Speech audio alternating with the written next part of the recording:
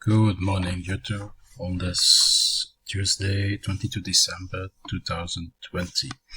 Today, I'm not going to talk much about space weather because there isn't much to talk about. There is a CME impact, but as you can see, it's really minimal. Minimal density. The speed is a little high, but nothing to worry about. And if we look at the other data, like the KP index and such, we can see that truly there isn't much going on newsworthy on space. So let's talk about something else today.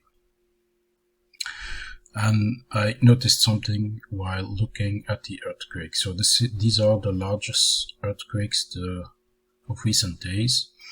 And they're all 5 pointers, so not really big quakes, but the thing that caught my attention, and I don't know if it's just happening by chance, is that all these quakes, for some reason, happen almost in a straight line. If I draw a line from Antarctica to, I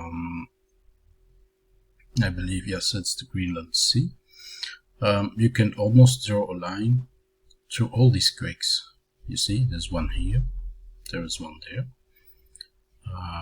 this one over here, and here we can literally draw a line. And there is another one over here in the same area.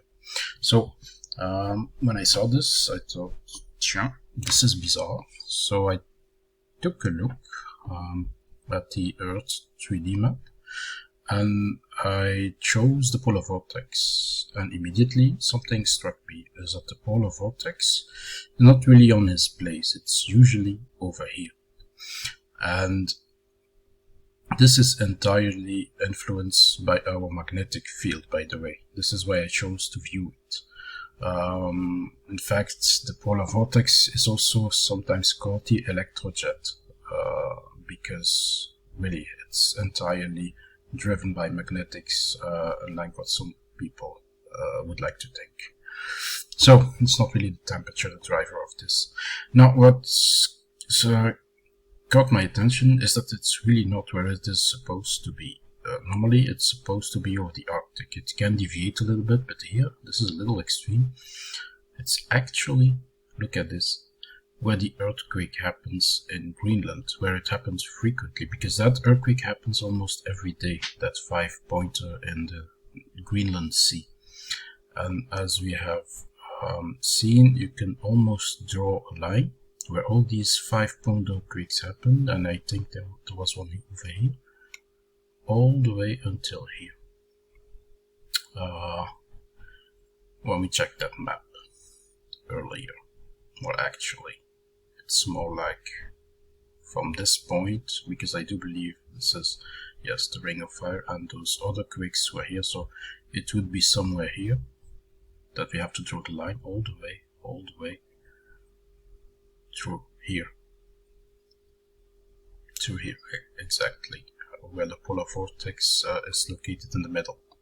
So is it something, I don't know, caused by the moving magnetic poles? Who knows? But it is interesting to see this, and I thought I share it with you.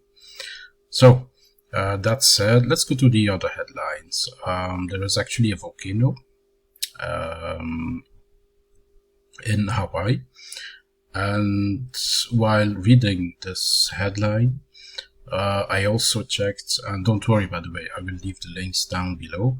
I checked something else, the volcano activity, the Volcano Discovery website, and something of interest is actually this here. This is a map of all the volcanoes going on, and I thought I'd show you this because this is really very neat. When you click on it, you can actually browse through different eruptions, and you can see the date, the location of said volcano. So for example, let me see where the recent volcano, here it is. This is the volcano in Hawaii, and I think it is Kilaueus crater, when you can actually see some images and the corresponding dates of said eruption. So there you have it. I will leave the link below for those interested in checking the map. And let's head to the next headline. Just one. Trump doing finally what he was supposed to at the end of his term, approving an almost $1 trillion in relief package for the US. So this is good news for the United States. This is it. This is the end of this news video. And I guess I see you next. Be safe, everyone.